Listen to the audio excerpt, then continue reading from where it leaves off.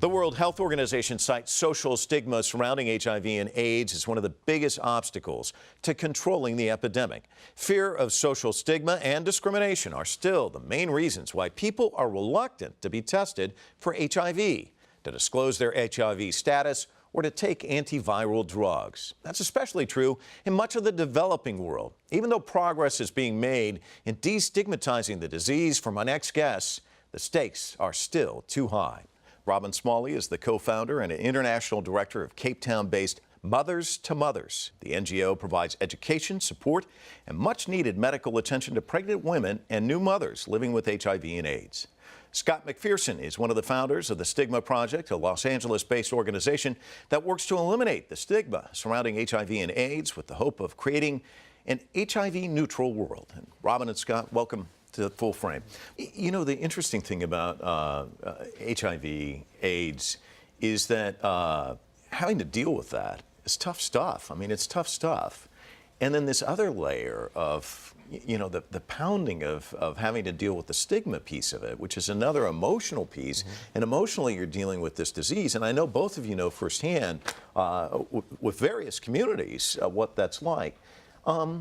Talk to me. Just tell me some stories. Let our viewers get a sense of just how devastating that piece of it is. And Robin, why don't you start?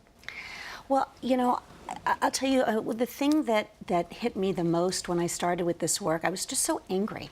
You know, I was so angry because here we have basically something like children being born with HIV. We've eradicated pediatric AIDS here in the U.S., and yet we still have 600 babies born every day in sub-Saharan Africa with HIV, each one of them entirely and easily preventable. And so what keeps that from happening is stigma, is fear, and is lack of education. Excuse me, and that's why Mothers to Mothers was really created, was to support and educate women so that they could make healthy choices, so that they could protect their children and protect their own health so that they could raise their children. The last thing we need are more millions of AIDS orphans. I don't think in America we can realize how devastating it is to know that with this diagnosis, you can get thrown out of your house, you can get beaten to death, you can be abused. Just yesterday, got a letter from one of our mentor mothers in Lesotho.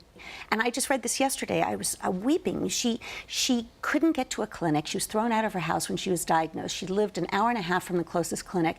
Her new baby she knew was sick. She was HIV positive. Nobody would take her in, and so she decided to walk to the clinic, and while she was walking, it was about a 2-hour walk, she had the baby on her back. The baby died on her back because nobody would take her in and nobody would help her, and the nurse in her area wouldn't even touch her. And so she lost her baby, and that's what drove her to become a mentor mother. And now the entire community celebrates with her the day she got tested, because single-handedly one woman can change the attitude of a whole village. Yeah. And that's why we believe so strongly in empowering women. Well, Scott, you know, you must now, being involved in this, you must hear story after story. Again, if you would, just kind of share just the difficulties of not only having to deal with this, but then the stigma aspect of it. Well, one story in particular that we sort of tried to play some sort of part in was the story of Christopher Sharp in Houston, Texas. He was running for student body vice president, and like midway through the campaign, someone decided to use a smear campaign against him. They basically put around like flyers all around the campus, and on the flyer they had his picture, and they crossed it out, and it said, "Don't support the homosexual or the agenda." And then the back of it had his test results on it, and then. And it was, very devastating for someone who's 20 years old and just wanting to be, the vice president of his class. And let me interrupt you for just a second, because we have the graphic that you guys came up with. I'd like to put it up on the screen, and then you can talk to me about how the Stigma Project became involved. And there it is, Stand Strong with Sharp. Talk to me about because this is the great thing about what you guys are doing, is you hear these stories, and instead of saying, "Oh, I'm really angry about this," you can do something about it. So tell me what happened once you did this. Well, once we heard it got picked up by local news, we decided that we wanted to create a graphic in support of him, because we could only imagine what he was going through. And so we created that graphic, which has just a little brief description of the news story, but the most important thing is that it says "Stand Strong with Sharp." And he eventually, we shared it on our page, and it went out, and it kind of went viral instantly. And then he caught wind of it, and he even told us himself that he came home that day after feeling really distraught and upset about what happened, and kind of just ready to give up. And he saw that graphic, and he saw all the messages that people sent him on his Facebook, and he was instantly empowered. He actually ended up winning the election, and he went on to become a student body vice president, and now he's working for a senator in Washington, D.C. As her intern. So it truly was a very kind of happy ending in the end. And it's interesting, you think about the disease, and stars like Rock Hudson announcing, and then he dies shortly thereafter. And then you hear Magic Johnson comes out, and now you look at Magic Johnson, and he's fine. And we say to ourselves, wow, we've come so far in terms of how to deal with HIV. And yet, how far have we come when it's coming to stigma? I mean, is it still, are we still kind of stuck, or are we advancing? And I'll let you start, Robin. I actually think we're advancing. I'd like to think we are. In Africa, certainly since we began Mothers to Mothers in 2001, I've seen some huge progress made around stigma. In the early days, oh my gosh, we were so careful about not identifying women who were coming to us, the mentor mothers. There was no signage on doors. We bent over backwards to make sure nobody knew why they were coming. We pretended they could be coming for a TB test or for malaria or whatever. And several years later, when we did our first international expansion, it was to a neighboring country, to Lesotho. And the same thing there, we were very careful, and let's not identify them in any way. And a few months later, after we'd opened up our program there, I went back and I noticed all of our moms were wearing something black and white. Black ribbon in their hair, a white thing around their neck, a scarf.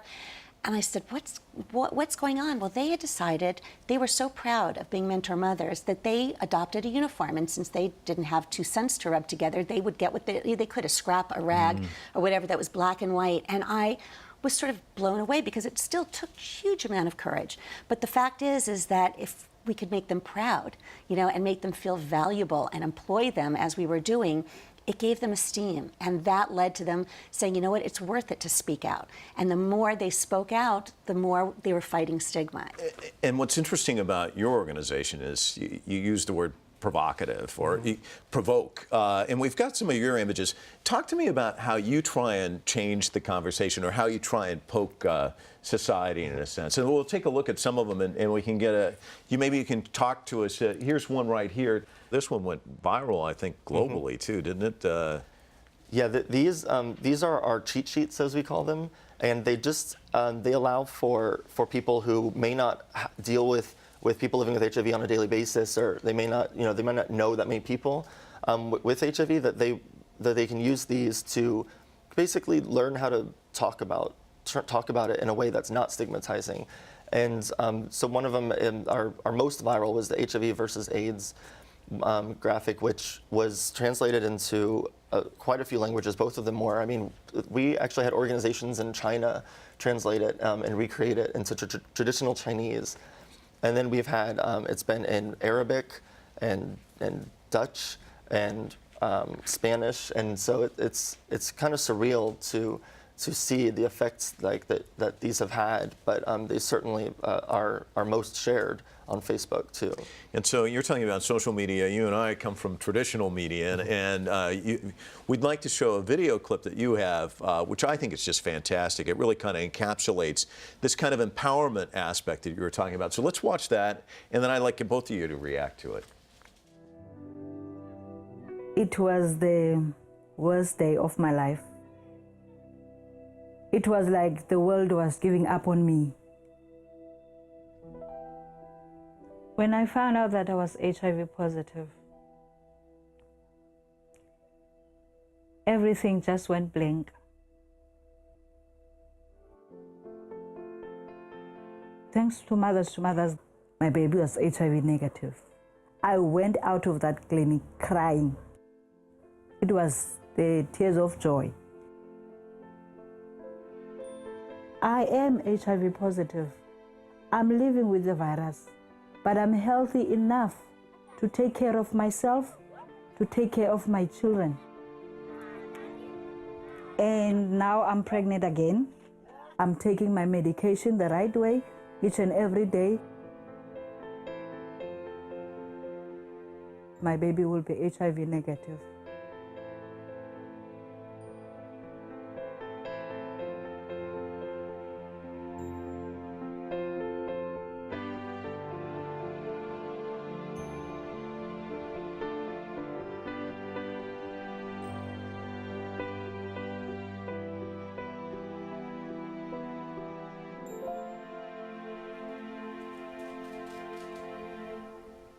So incredibly eloquent. The world was giving up on me. It's great to know you didn't. What is it? I mean, you must sit there and watch that, and it's got to pull at your heartstrings.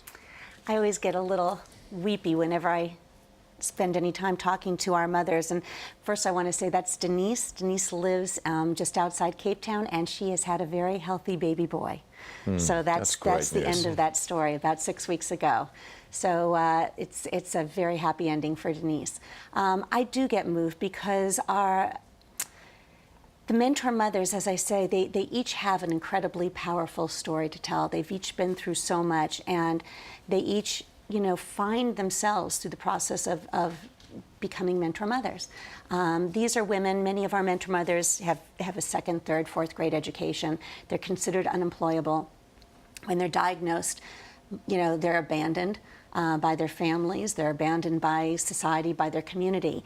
And by the act of educating them, employing them, making them become a valued part of a broken healthcare system, they become like Denise. They feel good about themselves. They feel good about the contribution they can make. They feel like they can raise a child to be better and have better than they had. And I do believe that's how you turn around a continent. And I mean, you look at somebody like Denise. Denise is remarkable, but she's not, because all of our mothers are like Denise. They all will do whatever it takes to have a healthy child and to stay alive, to see that child go to school and have a life. And I think the two of you prove anything's possible. You put your mind to it, your heart, your inspiration, and you can make a huge difference. And thank you both for coming in. Obviously you are, and I applaud you and your efforts. It's terrific. Thank you. Thank you so much, Mike. When we come back, what if a cure for HIV is found in our lifetime? What would future generations learn about the experience of living with HIV and AIDS?